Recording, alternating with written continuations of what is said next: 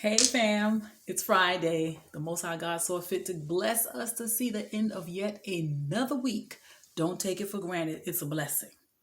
I wanted to talk about relationships because that's all I talk about. Whether it be relationship with the father, whether it be relationship with husband and wife, whether it be relationship with mother and daughter, son and father, brother and sister, family affairs. That's what I'm about.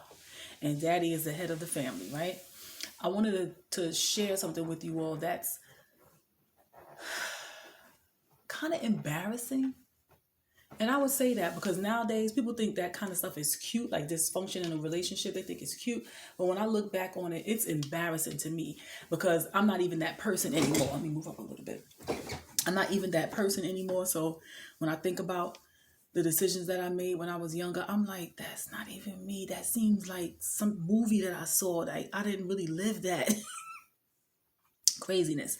And it has to do with we women and our emotions and how our emotions lead us to make really crazy mistakes and decisions. And I'm going to explain something to you. I'm not going to disrespect my parents because I truly believe in honoring our parents. And sometimes certain things that happen in your household, I believe it should be kept quiet. Family members know because they were close, they were there, they saw certain things, but I'm not going to get on the internet and gain viewers by spilling out my family's dirty laundry, right? But I will say this. I grew up in a household with my two parents up until I was 10, and I witnessed a lot of discord and dysfunction, right? Not going to give y'all no specifics, but I'm just going to say that.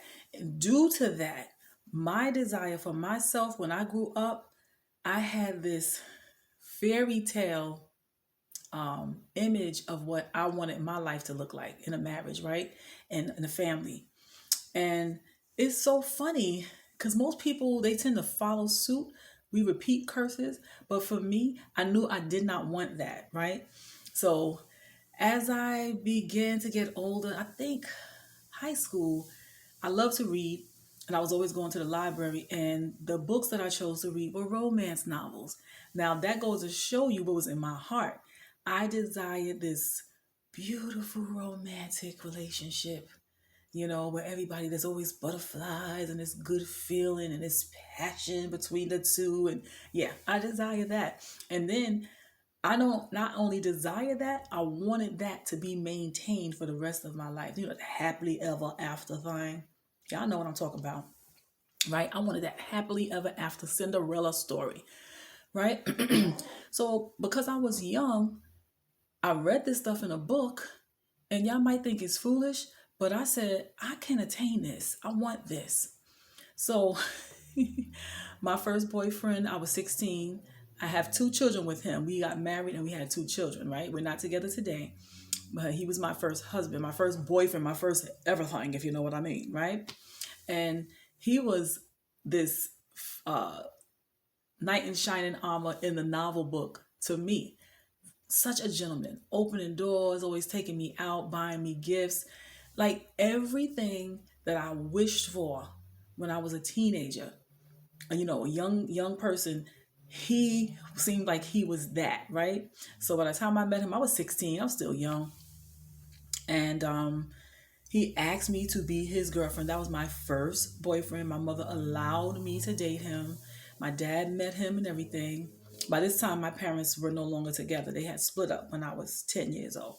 So when I met him, he was such a good guy. He didn't curse. I loved that about him. He didn't use foul language. He wasn't no street guy.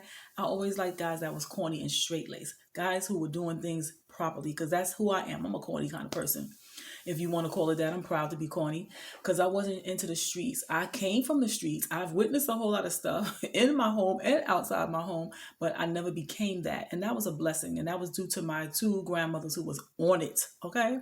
Bible, the Lord, they imparted all that stuff in me, and it worked. It stuck.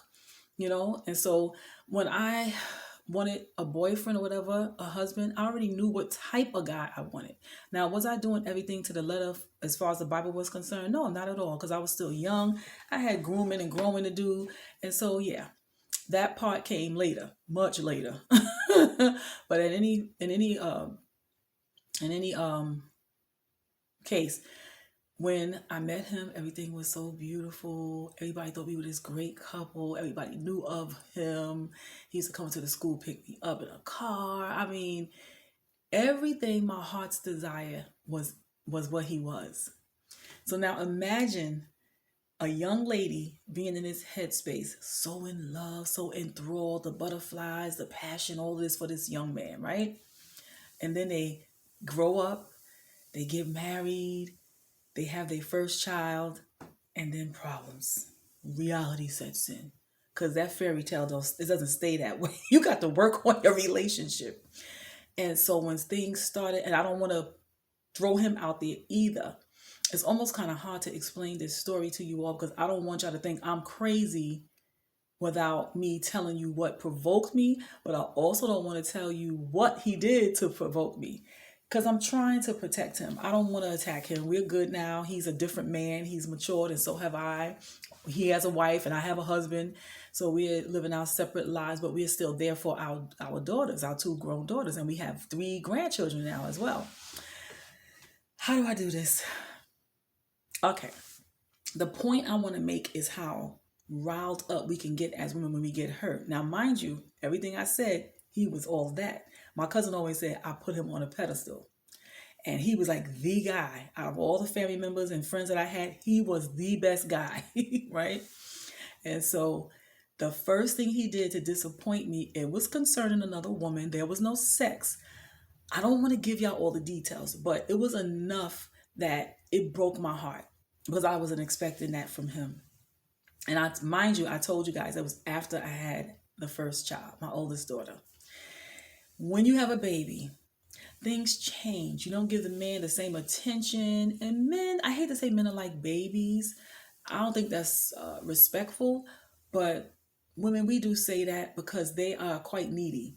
They are, but we are too. All human beings are needy. We need love. We need affection. We need attention, right? So I guess that's fair to say. And once I had my daughter, things were not the same, right? And so he did things to get my attention. I'm going to leave it at that. Well, the thing that he did, it broke me so badly because it almost just reminded me, it took me to an unsafe place back into my childhood, things I've seen with my parents. And it wasn't to that extreme, but in my mind, because that my life as a child, it shaped me. And so I had a certain idea in my head and imagine that dream seeming to come true, but then it fell apart, right? That's a lot of emotion there. A lot of emotion there and a lot of hurt, a lot of pain, disappointment. And so it got to the point, without telling y'all every intimate detail, that I actually went to the drawer and got a knife and I came at him with that knife. And that was crazy. I never thought that I could be violent. I never thought that he could hurt me that much. I never knew pain. If you allowed it, it could make you so crazy that you would do something to hurt somebody else. Never would have imagined something like that happening in my life. Never. Never. But it goes to show you that your childhood trauma, it travels with you into your adulthood. It does. And you have to get healing for that stuff. But I'm mentioning all this to you all because it got to the point where I was going to stab that man. And I could look back at that and say he didn't deserve that. I was that crazed with pain. I was insulted as a wife and a woman that somebody I love can give another attention to somebody else. And that attention that he showed her ended up coming back to me and infiltrating our relationship and just crushing me. Like had my little house of cards, because I had a little house of cards. They were all built up all nice. And she just came in and whew. Mind you, he never slept with her. But there were some other events that went down that I just don't want to discuss. You don't have to sleep with somebody to cheat on your wife or husband. I want y'all to know that. Anytime you give another woman attention, compliments, have conversation, and doing things behind the spouse's back, that is called cheating. Ay, ay, ay. Now hold on. I've never done that before, but it actually worked. I have cut off my videos before because I had an interruption, but this time I learned to pause it. Anyway, I hope I remember where I left off. So, what I was trying to tell y'all was the result of my anger and my shock upon finding out that the love of my life could possibly, hurt me in that way. It took me for a loop. It really did. And things just resulted as we were talking to one another and he kept lying. And I knew for a fact he was telling me lies because I had spoken to the woman and she had even given me her number. And we cleared it up that way with all three of us on the line. And the fact that he didn't want to hurt me, because he did love me, he didn't want to hurt me. He couldn't bring himself to tell me he did what he did. And so it led to a horrible place. And this is what the point of this video. I want to let you ladies know that don't allow your emotions to overrule your logic, because when you do that, you are in a weird headspace. And I could look back on that right now. And I told my daughters about it. And they was like, Mom, what? Because they couldn't even believe, like, that's not who they know. And that wasn't even me. And I was telling them that when you are angry like that, you allow a demon to just step inside of you. And I'm going to tell you how I know that. The scripture says, be angry and sin not. We have emotions. We can get angry. We can get sad. We can be happy. We have these different emotions and they fluctuate according to whatever's going on in our lives, right? Whatever circumstances we're going through. And so you can experience these different emotions because it's natural, but that don't mean you have to react. You don't have any right to put your hands on anybody. And I did this stuff. So when I share this with you women, with you young ladies and women my age, when I share this type of stuff with y'all, I'm not just running my mouth thinking I'm some relationship guru and I'm just running my mouth talking nonsense. I'm telling you about my personal experiences. So this is wisdom that I'm sharing with you because I've been through stuff like this and I look back on it and I regret it. And I also thank God Almighty. See, my children's father, he was in the Navy and I lost my mind. What happened was I was beating on him. I was literally, I sat on him and I was punching him, tearing him up, right? I had no right to do that. But remember, I grew up seeing that, right? And that stuff came out of the depths of me. I never knew that I would even do that. I never thought that I would even grow up and get into a relationship and be wanting to put my hands on somebody. I never would have imagined it. I'm telling you, I would have never imagined it. But that was in me. So when I got angry, the first thing I did, because I couldn't control him, I lost control of myself. And that's not what you do. Look at that. If I can't control myself, how the heck am I going to control somebody else? But that was my desire. Also, my desire was to hurt him. I wanted him to feel the pain that I was feeling. Of course, my pain was internal, it was emotional, and it was mental. I felt, really just shook to my foundation, especially being so young. I was only 21 and we had our first child. Our marriage was fresh. I got married at 19 and he was 21 and I was 19. And so everything is fresh and young. And when you're young, you're so passionate. Especially as a woman, I didn't think that we were going to have any problems in our marriage, especially not that soon. I was hearing about people having affairs and stuff like that, and people getting tired of one another once they were with one another for some years. But ours was too fresh, so that just knocked me on my butt, plain and simple. And so I'm hitting on him. He was like, "Okay, enough." He was crouched down like this, blocking my blows, allowing me to hurt him because he said he deserved it. He was crying. We were both upset. It was a mess. We loved each other, but things really got out of control. We were young and we didn't have the wisdom to deal with that situation in a better way. I was just crazy and all he wanted to do was calm me down. So as I'm hitting him and I wouldn't stop, I was just going at it. He slapped my leg to kind of snap me out of it. And in that instant, I'm like, "You hit me." Mind you, I'm hitting him. Now, some of y'all are watching this and saying, "Good for him. That's what he get." Absolutely not. You don't have no right to beat on your man. He is not a child. And we don't even treat our children like that. We wouldn't abuse. That's abuse. We would never discipline our children in that way. So then a woman has no right to put her hand on that man. No matter how hurt I was, disappointed I was, how brokenhearted I was, I should have just walked out that door. allowed myself to cool off, and we maybe talk about it another time. Or if I felt like it was that bad, I could have left the situation. I had no reason to beat on him. But that was what I did. And when I look back at that now, I'm like, that was me. I did that. And it feels like some long ago nightmare. I really do. And I was saying, what if he didn't have the training that he did? Because once he's kind of slapped my thigh to make me snap out of my little crazy episode. And I did. I'm like, you hit me like a maniac. I run to the drawer and got a knife. In his eyes, he was shocked. I know he was hurt because he was like, man, he brought me to that point, and look at me. This fun loving girl who was always laughing and acting silly, like she's flipped her lid. And so as I'm charging to this man with a knife, I swear, y'all, when I'm telling y'all this story, this hurts my heart because it's like, I still can't believe that that was me. I'm charging at him. He ran to me and he did this thing with my wrist, and something here you press, it just naturally opens up your fingers. It's a part of your body on the wrist that you can press. He learned that in the service. That opened up my fingers, which gave him the opportunity to release the knife. And he just grabbed me and just held me. And he wouldn't let me go because he knew that I was just going to still keep fighting him. So he just held me. He just kept telling me he's sorry. And, I say all of this to you young ladies to let that be an example to you.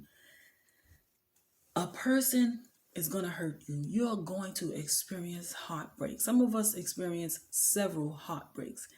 You do not deal with it like that. We get so wrapped up in our emotion, and we feel like because we hurt, we got to lash out physically. And my mouth was reckless too. My God, I cursed him out. So I was trying to hurt him as much as I could because I wanted him to feel a little bit of the pain that I was feeling. And, that's the instinct of an animal almost, to retaliate like that. You're not thinking, you're not logical because you're out of your mind. You're out of your mind, literally. I thought about what would have happened if that knife had a plunged in his chest. I don't even know what I was aiming for. I know I was charging at him. I wasn't myself. Something entered into me. Something entered into me because that was not me.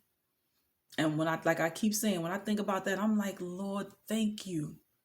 Thank you that man was smart enough and had a skill set that he could grab me in time and take that knife out of my hands. Because what could have happened? He could have died and I would have been to jail. And our one child that we had at the time, she would have been without both her parents. And for what? For what? Even if he had slept with another woman and had a whole new family somewhere else, all of that stuff that I did wasn't even warranted. Yes, we get hurt. Yes, it's a shock. Yeah, these men do things that make us act crazy. Like, you make me crazy. But we give people power. We should never tell somebody that they make us crazy. Nobody should have that type of power over us. And it's not okay. Because imagine if the situation was reversed and I had done that to him and he jumped on me and was beating me in my head, punching me, tearing me up. And then because I tried to stop him, he jumped off of me, go get a knife, and proceeded to try to stab me. How would that look? Everybody would be like, oh, he's dead wrong for that. Oh, he ain't had no business putting his hands on her. Why is it okay for women to put her hands on a man, but it's not okay for the man to put his hands on a woman? We're all adults, right? We're past that spanking stage. Our parents already raised us, and whether they did a good job or not, that's nobody else's business, right? That's on us to heal and function through all of that pain, right? But you don't become an adult, get into a marriage, and that expect that you could beat on your spouse, right? Curse them out, because that's not healthy. It's dysfunction, and you have children. I was smart enough because I told you I grew up that way. I would never have done anything like that in front of my children. I had literally asked my brother to come pick up my daughter and take my baby over to my grandmother's house because I knew I didn't want her in that house, because I already knew when he came home, I was going to cuss him out. I had no idea I was going to hit him like that. But the first time I asked him a question and he didn't tell me the truth, I slapped him with all my might because I was so upset. I'm like, so you just going to look in my face and just keep lying to me? I asked him again. He said it again. I slapped him. We went from me slapping him to me ending up on top of him, sitting on him and just punching him. I'm trying to punch him in his face, but of course he was protecting himself and blocking my blows. And that was a crazy situation. Ain't nobody worth going to jail for. Nobody is worth going to jail for. God is not pleased. And that's the main thing. Satan was sitting there snickering. He was in the midst. He was waiting for somebody to die. He was waiting for a family to be separated and broken up into itty bitty pieces. He was waiting for my daughter to have her heart broken because her mother would probably end up in jail and her father in the emergency room or dead. You know, he was happy about the whole scene, but the Most High God was not, and neither was I, and neither was their father, my husband at the time. None of us were happy about it. So I'm just saying this to you all, that when you experience a blow to your heart, it's like a punch in the stomach and it knocks the wind out of you. It's just all your hopes and dreams just went out the window, especially when you're so young. You know, I think as we get older, we get accustomed to hearing about bad news, and we get a little tainted. So we're not as pure in our thinking anymore as you are when you're youthful and you have such hope and faith that everything is going to work out. You're never going to get back in that space again, because once you experience hurt, you kind of grow up. You start to understand that other people are hurt. People are lacking a spiritual life. People don't even serve God. So if they don't serve God and they hurt him, of course they're going to hurt you. You start to learn and understand and see things for what it is beyond just yourself, because life is not all about us. Nothing revolves around us. And so in all things that you do, you must consider God. What will Christ do? You know, God sent his son. Christ and God are two different people. God the Father. Christ was the Son, right? He sent his son to be an example of gentleness and meekness and humbleness and righteousness for us, and we ought to be following him. The Pharisees and Sadducees was following him around, egging him on, trying to provoke him. He never got up and punched them in the face and was rumbling with them on the ground. He never slapped them. He never spat on them. He never ordered his disciples to fight with them. He was a peaceful man, and that was the example he set. Things don't go your way, you do not react like that. It will destroy your life if things go wrong. One false move while you are in a fit of anger can terrorize your whole life, can ruin your whole life, and not just yours, the family that is involved and the babies that are involved. So I'm just telling you all to think, calm down before you react, because it's not worth it. And so many women are putting their hands on men and they thinking it's okay to do. But what happens when you hit that man so much and he gets tired of it? Everybody has the right to defend themselves. I'm a firm believer of that. Everybody has the right to defend themselves. You don't have the right to put your hands on nobody. So if that is your mindset, you better get that out of your mind. Get those horrible, wicked thoughts out of your mind. It's not healthy. It's not right. It's not legal. It's not lawful to God, and it's not legal on this earth. People that hit other people get arrested. Women get arrested as well. But more than likely, if the cops come on the scene and the woman say the man hit them, even without proof, they're going to arrest that man. And it's not right. Because we know what happens to our men. And women do that a lot. And I did that day as well. I did that. When he hit me, I wanted him to leave. He didn't hurt me. He slapped my thigh, as I told you guys, to calm me down. But I was using that as an excuse, and now get him out. Get out. And my best friend at the time, she was there. I locked her out the apartment. And when everything calmed down, I opened the door back up. She was like, girl, you locked me out. What's going on? She thought he was in here in the house hurting me, but it was me hurting him. It was ridiculous. But I called the cops because I did want him to leave. I asked him to leave, and he said, I'm not going nowhere. He said, you could just kill me. I said, well, if you stay here, I am. I was so enraged. I was wanting to kill and hurt this man. And that's not logical. That's definitely not using your brain, your common sense at all. That's not even survival skills to think about hurting somebody else and ruining your life and theirs. That's not even survival skills, because you got to survive in this world. So you have to think rationally to make it through in one piece. And think about what you're doing before you do it. So I ended up calling the police, nevertheless. All I wanted to do is get him out of there. And the police told me by right, because he was paying the rent. We both were on the lease. It was my place before we actually got married, but of course when he moved in, we were husband and wife. He was on the lease and he paid the rent. So legally the cops were telling me that they couldn't really just make him pack up and leave. That's his home. And then I told him, well, if y'all don't take him out of here, y'all gonna come back tonight and arrest me because he gonna be dead. I was insane. Insane. Yes, certainly was insane. But they asked him to take a walk, and he did. He did. But I'm just letting y'all know there are many stories like this that did not end well. I went to a funeral of a lady, and her story made the news. We went to her funeral. Her fiance, I think he was cheating on her. She found some notes, some letters or whatever it was. And I don't know how many times he might have cheated on her. And it was just the end of her rope. That young lady had a teenage son. He jumped out the window to escape because he didn't know whether she was going to hurt him or not too. But she snapped.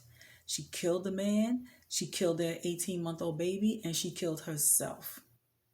And this is what anger can do to you.